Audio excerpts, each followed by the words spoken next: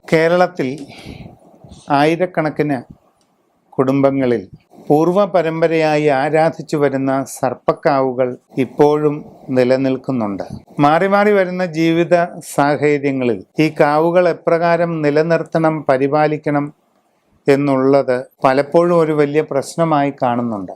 സർപ്പ ചൈതന്യത്തെ കാവുകളിൽ നിന്നും താന്ത്രിക വിധിപ്രകാരം ആവാഹിച്ച് സർപ്പപ്രതിഷ്ഠയുള്ള വലിയ ക്ഷേത്രങ്ങളിൽ കൊണ്ടുപോയി സ്ഥാപിക്കുന്ന ഒരു പതിവ് കുറെ കാലമായി നമ്മുടെ നാട്ടിൽ നടക്കുന്നു. പലപ്പോഴും കുടുംബ പ്രശ്നങ്ങളിലും അഷ്ടമംഗല പ്രശ്നങ്ങളിലുമൊക്കെ പല കുടുംബങ്ങൾക്കും തീവ്രമായ സർപ്പദോഷം കാണുമ്പോഴാണ് സർപ്പക്കാവുകളുടെ പരിപാലന കാര്യത്തിൽ സംശയങ്ങൾ ഉണ്ടാകുന്നത്.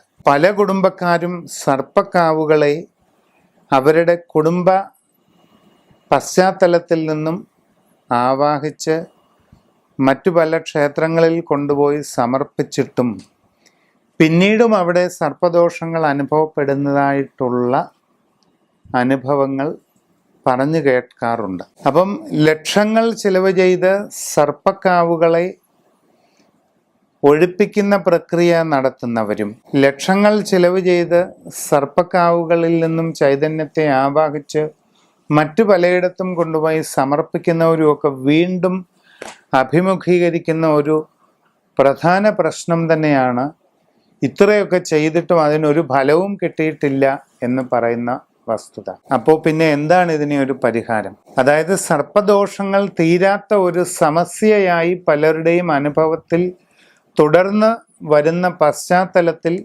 ഇതിനെപ്പറ്റി വ്യക്തമായ ചില ധാരണകൾ നിങ്ങളിലേക്ക് എത്തിക്കുകയാണ് ഈ സംഭാഷണത്തിൻ്റെ ഉദ്ദേശം. നാഗയോഗ കുണ്ടലിനി സമ്പ്രദായത്തിൽ പ്രപഞ്ച ചൈതന്യത്തെ ഉപാസിച്ചിരുന്ന ഒരു പാരമ്പര്യം അനവധി നൂറ്റാണ്ടുകൾക്ക് മുമ്പ് ഉത്തരേന്ത്യ മുതൽ ദക്ഷിണേന്ത്യ വരെ നീണ്ടുകിടക്കുന്ന വംശപാരമ്പര്യങ്ങളിൽ കണ്ടുവന്നിരുന്നു.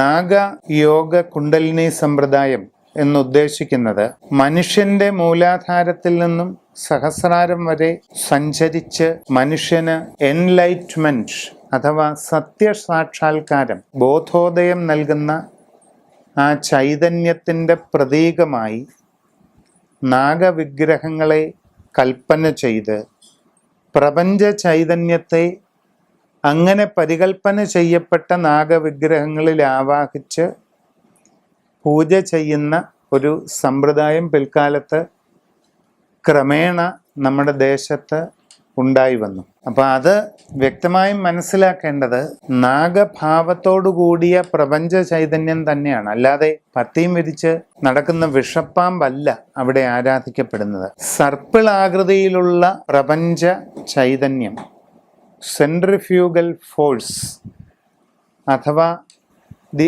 Ultimate gravitational force of the universe.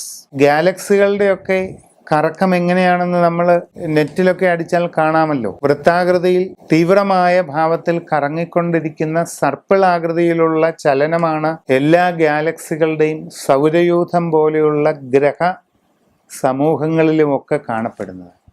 ഈ സർപ്പിളാകൃതിയിലുള്ള സെൻട്രിഫ്യൂഗലായിട്ടുള്ള ചലനം പ്രപഞ്ചത്തിൻ്റെ അടിസ്ഥാന ഭാവമാണ്. ആ സർപ്പിളാകൃതിയിലുള്ള മഹത്തായ ചലനോർജത്തിനെ മറ്റൊരു ഭാവത്തിലേക്ക് പരികൽപ്പന ചെയ്ത് അതിനെ നാം ആരാധിക്കുമ്പോൾ അതാണ് നാഗ ചൈതന്യ ഭാവം കൈവരിച്ച് വരുന്നത്. അവിടെ ആ നാഗസ്വരൂപം ഒരു പ്രതീകം മാത്രമാണ്. ആദിയും അന്തവുമില്ലാത്ത ഇൻഫിനിറ്റി, നമ്മൾ പ്രപഞ്ചത്തെ ഭൂഗോളത്തെ താങ്ങി നിർത്തുന്ന അനന്തൻ സർപ്പം എന്നൊരു കഥയൊക്കെ പുരാണത്തിലുണ്ട്.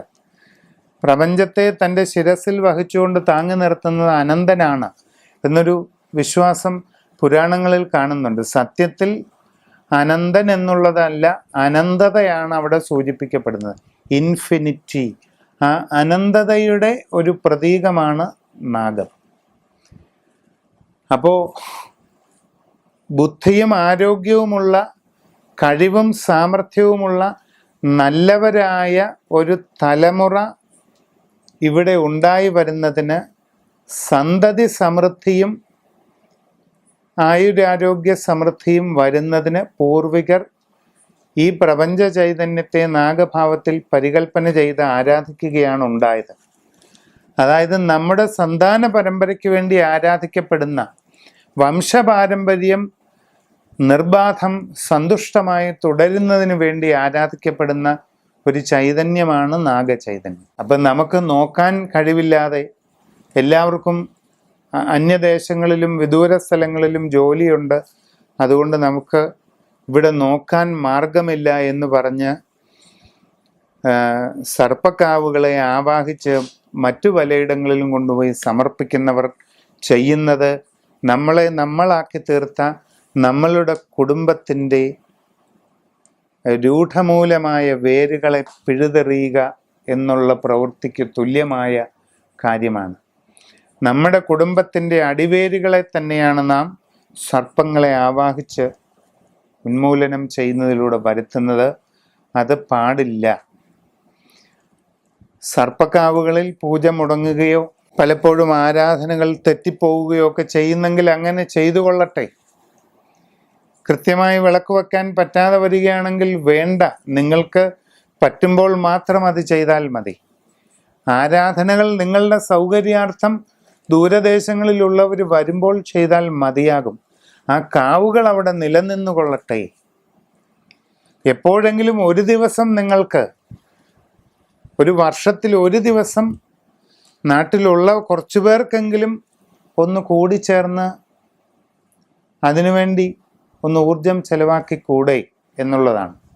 വിദേശത്ത് ജോലി ചെയ്യുന്നവർക്ക് തങ്ങളുടെ വരുമാനത്തിൻ്റെ ഒരംശം വർഷത്തിലൊരിക്കൽ നമ്മുടെ കുടുംബത്തെ ഇങ്ങനെ നിലനിർത്തിക്കൊണ്ടു പോകുന്ന പൂർവ്വ ചൈതന്യത്തിന് വേണ്ടി വിനിയോഗിച്ചുകൂടെ എന്നുള്ളതാണ് ചോദ്യം.